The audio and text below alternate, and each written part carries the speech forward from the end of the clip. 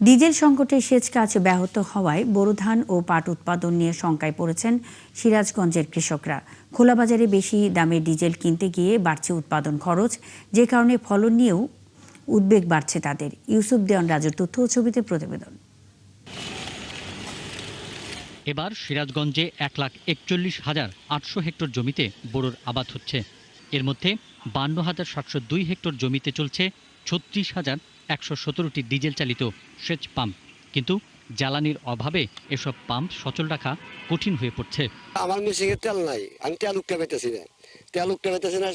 সবজি আবাদ করছি, ভুট্টার আবাদ করছি, 3 বিঘার মতন বই আমি আবাদ করছি। এই আবাদে আমি মনে হয় আমি হাহাকার হয়ে গেছি। আর ধান নষ্ট হয়ে কিন্তু কৃষক দেশ নষ্ট, অর্থাৎ অনেক হাজার হাজার মন ধান মানুষের নষ্ট হয়ে যাবে।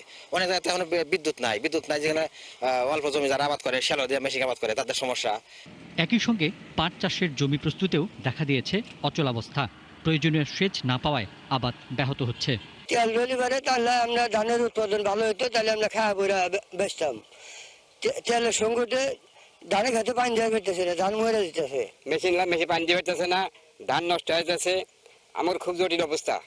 সরকার আপনি তাড়াতাড়ি তেল সাপ্লাই দেন, না তো উপায় থাকবে না। এদিকে কৃষি বিভাগ বলছে, পরিস্থিতি মোকাবেলায় কৃষকদের কাছে ন্যায্য মূল্যে ডিজেল পৌঁছে দিতে প্রশাসনের সঙ্গে সমন্বয় করা হচ্ছে।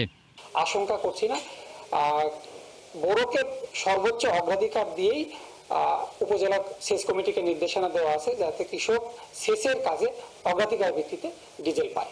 অন্যদিকে জ্বালানি মজুদ ঠেকাতে ফিলিং স্টেশন মনিটরিং এর আওতায় আনা হয়েছে বলে জানান জেলা প্রশাসক। সাধারণ মানুষের কাছে, যারা গ্রাহক, তাদের কাছে পৌঁছে দিতে পারি, সেজন্য আমরা একটা মনিটরিং সিস্টেম আমরা শুরু করেছি। বোরো ধান রক্ষায় ডিজেলের কৃত্রিম সংকট সৃষ্টি রোধে দ্রুত কার্যকর পদক্ষেপ নেওয়ার দাবি কৃষকদের। পিন্টু হাজং, ৭১।